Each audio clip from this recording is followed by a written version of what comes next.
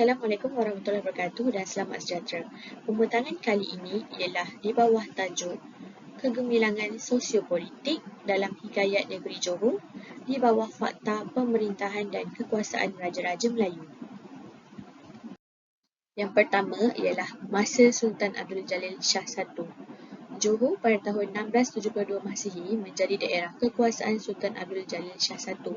Namun, Sultan tinggal di Pahang kerana Pahang, Johor dan Riau pernah menjadi pusat kekuasaan Melayu yang pusat pemerintahannya berpindah-pindah. Hal itu dibuktikan dengan Sultan memerintahkan Tun Abdul Jamil Laksmananya pergi ke Bintan. Bintan ialah satu wilayah di Kepulauan Riau. Pada masa itu, perpindahan Sultan Abdul Jalil Shah I ke Pahang kerana ia merasa kekuasaannya di Johor terancam. Pada saat itu, Johor dan Jambi sering berkonflik. Sebagai raja yang berkuasa, Sultan Abdul Jalil Shah mempunyai strategi untuk mengamankan kerajaannya. Ia meluaskan kekuasaannya dengan membuat pusat pemerintahan baru lagi di Sungai Carang Riau. Sultan memerintahkan Laksmananya, Tun Abdul Jamil membuat negeri di Sungai Carang. Perselisihan antara Sultan Johor dan Jambi dimulai dengan perkahwinan Raja Muda Johor.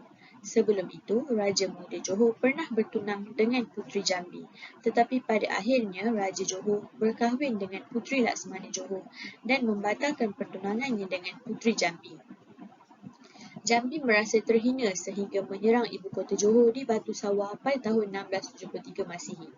Governor Baltasar Bord dari Melaka mengirim Adrian Wayland untuk menghentikan peperangan antara dua kerajaan tersebut, tetapi tidak berhasil. Setelah Johor dimusnahkan oleh Jambi, raja dan bawahannya lari ke Pahang, ke suatu tempat yang masih termasuk wilayah kerajaan. Terletaknya 36 batu di sebelah utara Singapura. Dalam Kolonial Akif, disebutkan juga bahawa akibat serangan Jambi tersebut, Paduka Tun Abdul Jamil Laksmana Johor memindahkan ibu kota dari Sungai Johor ke Riau pada tahun 1673.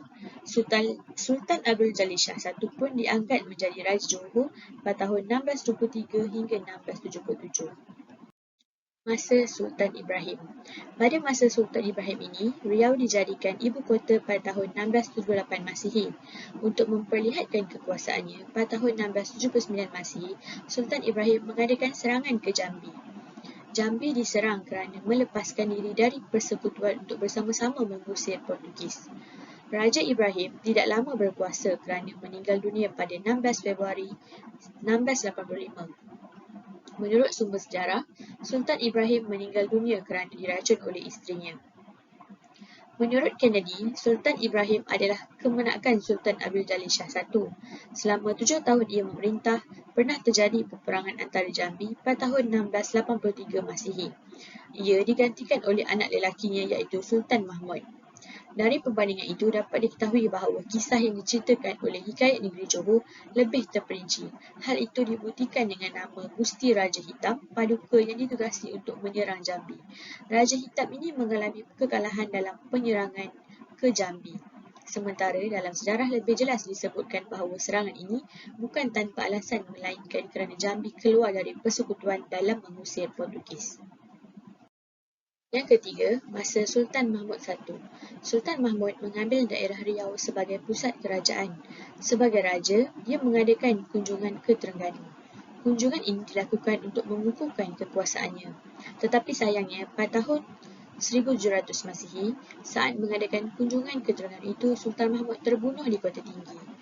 Pembunuh Sultan Mahmud adalah Megat Sri Rama. Megat Sri Rama dendam kerana isterinya dibunuh oleh Sultan. Tindakan Megat Sri Rama itu mendapat restu Datuk Bendahara Tun Habib kerana Tun Habib bermaksud merebut kekuasaannya. Setelah Sultan meninggal, ia diberi gelaran Marhum Mangkat di Julang dan Marhum Kota Tinggi. Nama itu diperoleh kerana Sultan dibunuh di Kota Tinggi. Setelah Sultan Mahmud I meninggal dunia pada tahun 1699 Masihi, pemerintahan berpindah dari keturunan Raja-Raja Melaka kepada keturunan Datuk Bendahara Tun Habib. Sebagai pertukaran dinasti itu, banyak daerah taklukannya yang melepaskan diri seperti Kampar, Siak, Indagiri, Kedah, Kelantan dan Terengganu. Sebagai ganti Sultan Mahmud setelah raja ini wafat adalah Datuk Bendahara Tun Habib. Ketika ia menjadi Sultan, gelarannya bertukar menjadi Sultan Abdul Jalil Riayat Shah. Yang seterusnya, masa Sultan Abdul Jalil Shah II. Ketika Sultan Abdul Jalil Shah II berkuasa, selain memindahkan pusat kerajaan, dia juga membangun Istana Megah.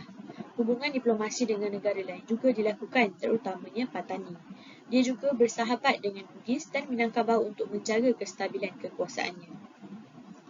Ketika berkuasa Sultan Abdul Jalil Shah II ini tulis juga dalam Tuhfat Al-Nafis.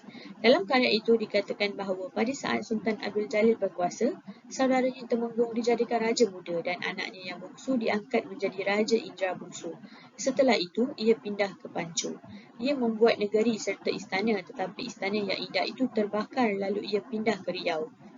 Dalam hikayat ini juga dikisahkan bahawa Sultan berdiplomasi dengan negara lain seperti Patani, Minangkabau dan Bugis.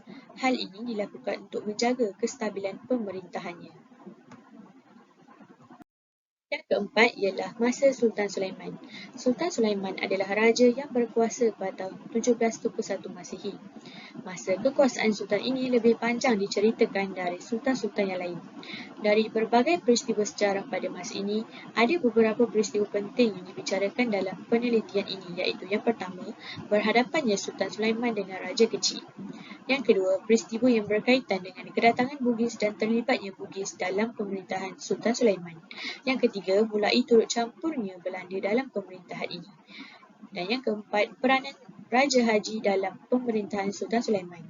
Dalam hikayat ini, masa awal pemerintahan Sulaiman dikisahkan pada saat Sultan Sulaiman berdiam di Riau selama 6 bulan.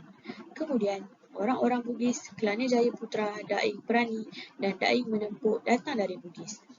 Pada saat itu datang Raja Kecil menyerang Riau. Raja Kecil dikalahkan dengan bantuan Bugis pada tahun 1721 Masihi. Setelah Raja Kecil melarikan diri pada tahun 1721 Masihi, Sultan Sulaiman dinobatkan. Penobatan itu dilakukan oleh klan Jayaputra, Daing Perani dan Daing Menempuk serta orang Bugis sekalian dan gelarnya ialah Sultan Sulaiman Badrul Alam Shah. Daing Menempuk menjadi Raja Tua sedangkan klan Jayaputra menjadi Raja Muda dengan gelaran Sultan Alauddin. Kedatangan orang Bugis ini membuat babakan baru dalam sejarah sebab orang-orang Bugis mempunyai jabatan. Hal itu diberikan kerana mereka telah membantu Sultan. Peristiwa ini juga tercatat dalam fakta sejarah seperti digambarkan dalam sejarah Riau. Pada waktu Raja Kecil menyerang Pahang, ia meminta bantuan kepada pihak Bugis iaitu Daing Perani dan Daing Jelak. Serangan Raja Kecil berhasil dan setelah Johor dikuasai, orang-orang Bugis datang menuntut jabatan tetapi Raja Kecil menolak sehingga Daing Perani berdendam.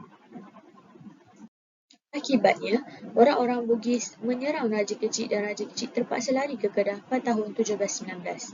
Pada tahun 1722, ia mundur terus ke Siak dan mendirikan Kerajaan Siak. Menurut sejarah Raja-Raja Riau, Kelana Jayaputra datang menyerang Raja Kecil di Riau kerana ingin menolong saudaranya dari kekuasaan Minangkabau, iaitu Raja Kecil.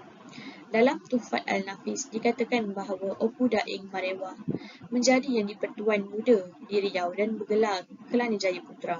Dalam kolonial Akif terdapat surat dari Paduka Seri Sultan Alauddin Shah Kelana Jayaputra atau Daing Marewah ke Melaka pada 23 Julai 1722. Dalam surat itu disebutkan bahawa Seri Sultan Alauddin Shah di Linggar 3 kali diserang oleh Raja Kecil. Raja Kecil dikejarnya sampai ke Riau dan dikalahkannya. Kemudian, orang-orang Bugis merebut Riau kembali dari tangan orang-orang Minangkabau dan diserahkan kepada Sultan Sulaiman. Dengan bantuan orang-orang Bugis, itulah Sultan Sulaiman dinobatkan menjadi raja di Kerajaan Melayu dan menetap di Johor pada tahun 1722 dengan gelaran Sultan Sulaiman Badrul Alam Shah. Daing Marewah diangkat menjadi yang di-Pertuan Muda Riau. Pengangkatan Sultan Sulaiman tersebut hanyalah perisai sahaja.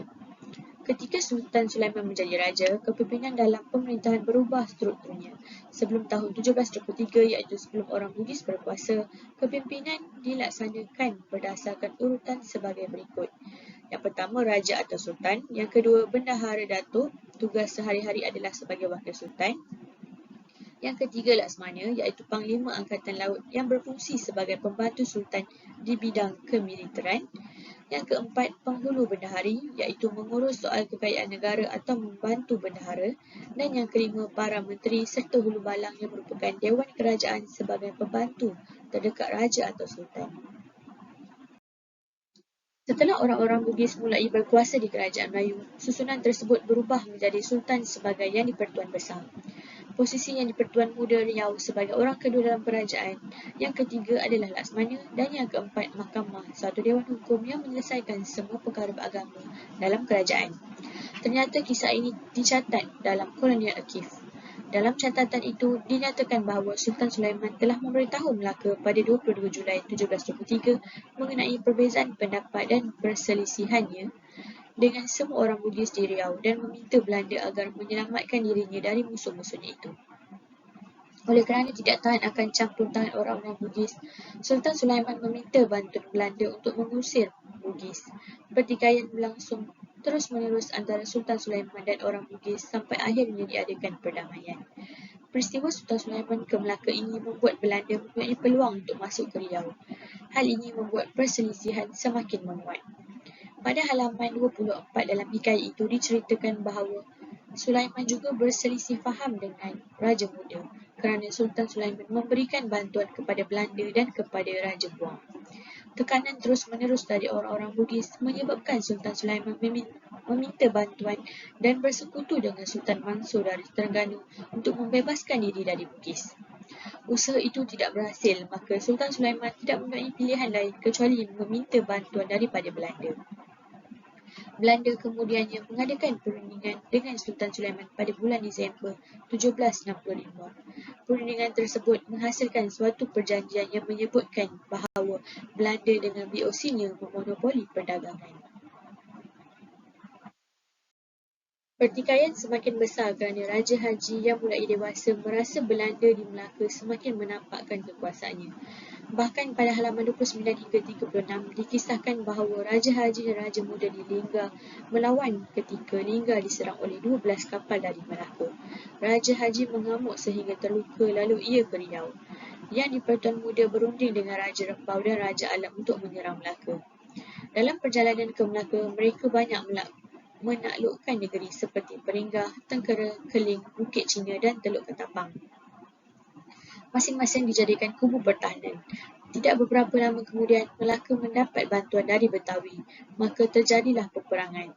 Setelah 9 bulan berperang, diadakanlah perdamaian. Semua raja-raja kembali ke daerah masing-masing. Tidak lama kemudian, Raja Haji kahwin dengan anak Raja Perak. Raja Haji bersama dengan Yang di-Pertuan Selangor pergi ke Pedas lalu melanjutkan perjalanan ke Asahan, Melaka dan ke Lingga. Pada waktu ia di Lingga, datang urusan Sultan Jambi Muhammad bin Wariah yang meminta agar Raja Haji ke Jambi. Di Jambi, Raja Haji mendapat nama Pangeran Sutawijaya. Ia lalu melanjutkan perjalanan ke Indragiri dan berkahwin dengan seorang wanita bernama Kadar, anak Raja Indragiri. Ia menyuruh Retih dan mengalahkan Raja Hijau serta Raja Bayang. Setelah itu ia melanjutkan perjalanan ke Kuala Cinaku dan mendirikan negeri di tempat itu. Peristiwa dalam hikayat itu juga dapat ditemukan dalam sejarah seperti pemberian gelaran Pangeran Sutawijaya kepada Raja Haji.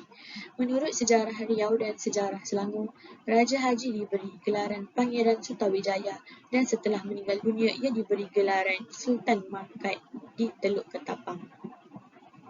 Setelah Raja Haji mendengar Indragiri dikuasai oleh Raja Bayang dan Raja Hijau, Raja Haji marah dan menyerangnya sehingga tempat itu dikuasainya. Setelah mendapat kemenangan, ia mendirikan negeri di Pulau Cinaku.